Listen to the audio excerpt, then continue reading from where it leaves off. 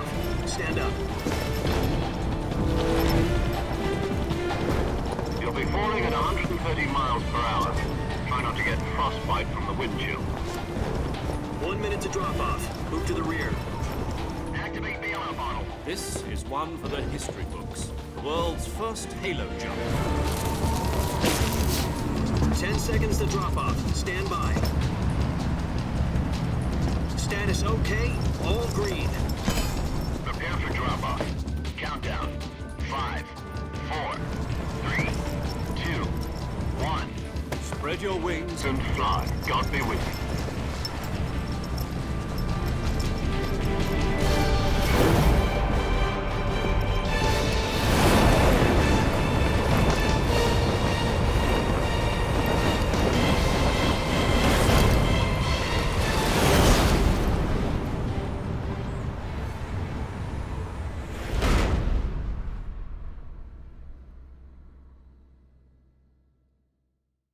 Jack, I've got some important news.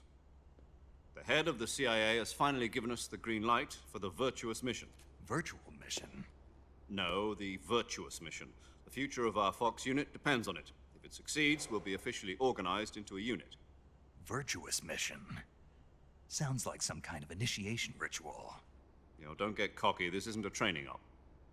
Right. So what exactly is this wonderful mission?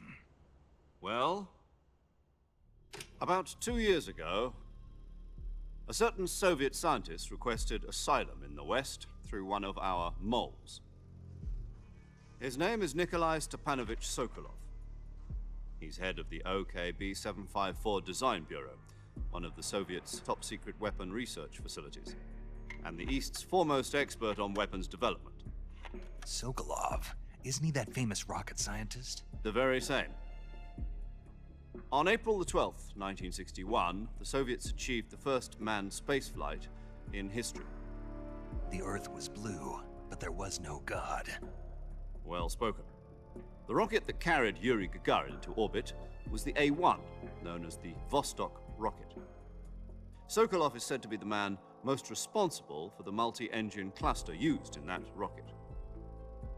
After Gagarin's flight, Sokolov left rocket development to become the head of the newly established Design Bureau. From a lowly technician to head of a design bureau, that's quite a success story, so why do you want to defect? It seems he'd become afraid of his own creations. Afraid? Call it a crisis of conscience. And for that, he left his country and his family behind and went over the fence?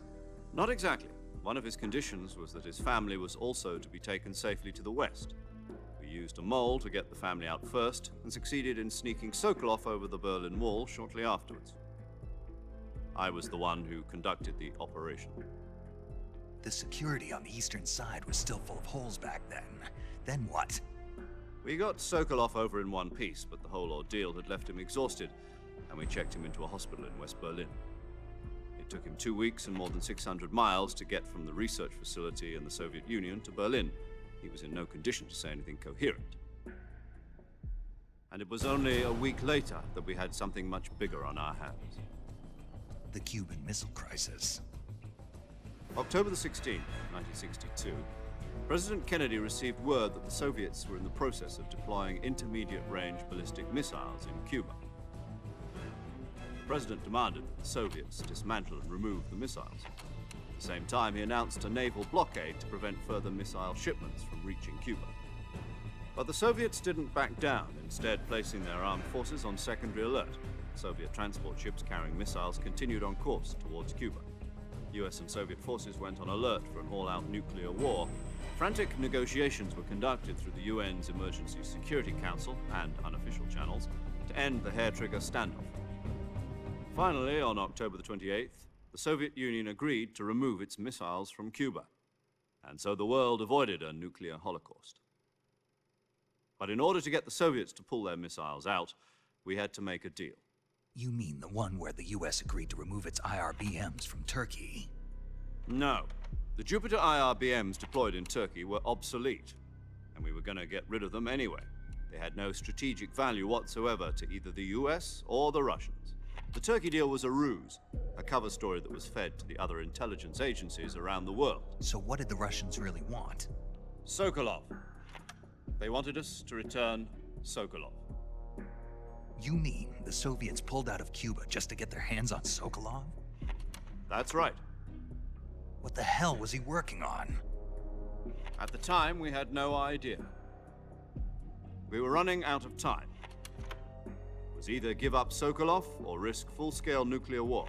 In the end, we had no choice. President Kennedy gave in to Khrushchev's demand. The next day, I got Sokolov out of the hospital, handing him over to agents on the eastern side. Sokolov kept on screaming, "Save me," until he disappeared from my sight. Then, a month ago, we received some new information from one of our moles.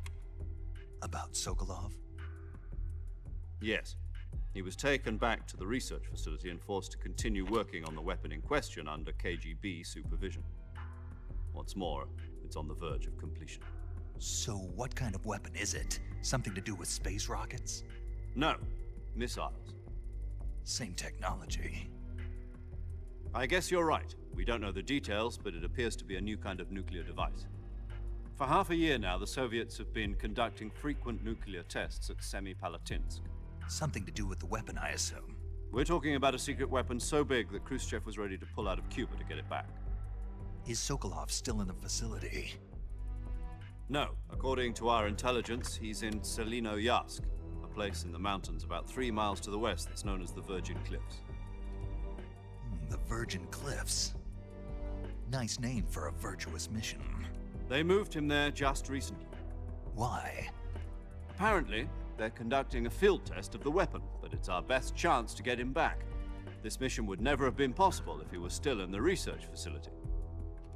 This is our last chance. Sokolov must have known that too when he contacted us.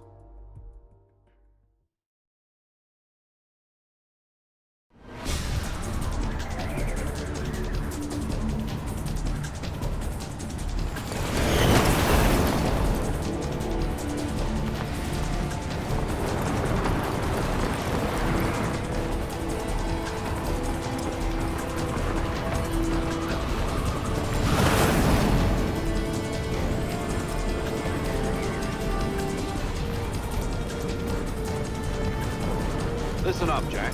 Your mission is to infiltrate Selinoyarsk in the Soviet mountains, ensure the safety of Sokolov, and bring him back to the west.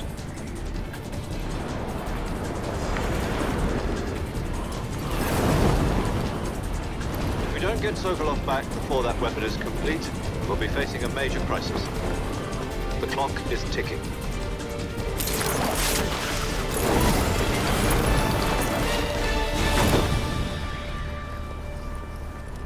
Once we've confirmed the rescue of Sokolov, stand by at the recovery point. A recovery balloon will be dropped at that point. Helium will be pumped into the balloon to inflate it. The process takes about 20 minutes. Once it's complete, the gunship's arm will latch onto the balloon and pull it up. The Fulton surface-to-air recovery system. I'm familiar with the theory. Take it easy.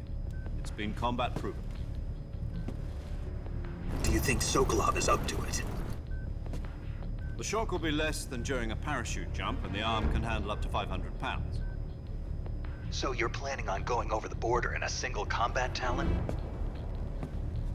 She's equipped with 2 6-barrel 20mm Vulcan cannons, as well as 2 40mm machine guns.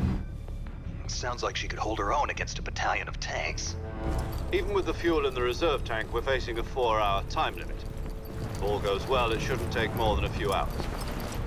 Home in time for dinner. But if anything goes wrong, you'll be eating dinner, breakfast, and all the rest of your meals in the jungle.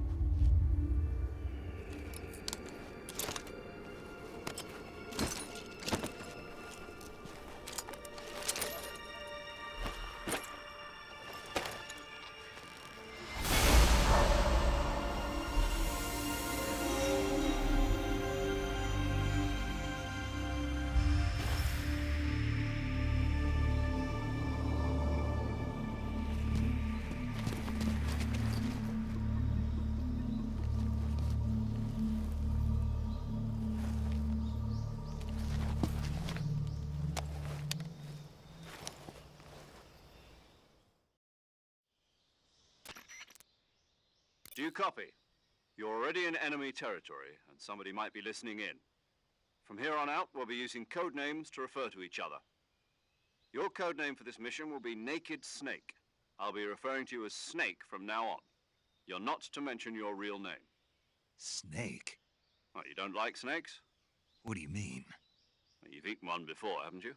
In survival training? I'm glad to hear that. I don't know if I'd ever order one in a restaurant, but... Be careful, you might not have a choice. What about you, Major? What should I call you? Let's see. I'll be Tom. Call me Major Tom. This will be a sneaking mission. You must not be seen by the enemy. You must leave no trace of your presence. Is that clear? This kind of infiltration is the Fox unit's speciality. In other words, weapons and equipment are procured on site. That goes for food as well. You're completely naked, just as your name implies. Great. Now I see why you asked me if I like snakes. I suppose calling me Snake was your idea of a joke, too. No, there's a good reason for that. I'll tell you later when the time is right. Gotcha. Getting back to the subject, how exactly am I supposed to feed myself? You've been issued a knife and a tranquilizer gun. Use them to hunt for food. You'll also find some medical supplies in your backpack. Yeah, about the backpack. I lost it in a tree on the way down. I see. Well, you'd better go back and get it then. You know where it is? No problem. I can see it from here. It's stuck on a branch. To climb a tree, stand in front of a tree that's covered in ivy and press the action button. I'll be monitoring your progress over the radio. We can't risk violating Soviet airspace, but I'll be in the gunship. My frequency is 140.85. I'll give you a call if I need to talk to you. If you need to talk to me, use the send function. Okay, Snake, go get your backpack.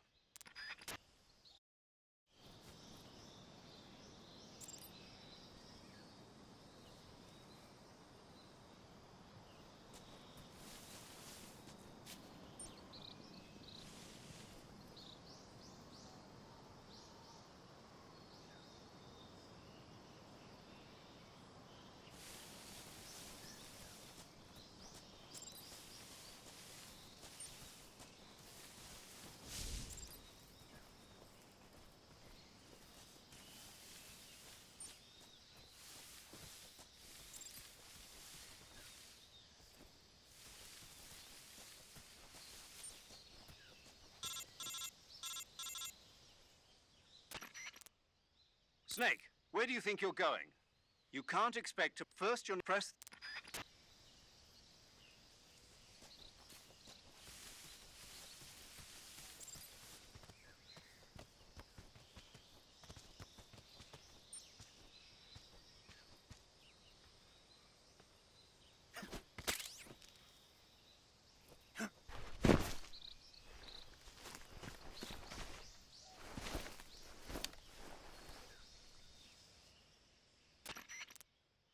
I see you've retrieved your backpack, Snake. To equip a weapon, it's necessary to take it out of your backpack. In the survival viewer, choose Weapon from the backpack. Your available weapons will be displayed in a list on the screen. From that list, choose the weapon you want to equip.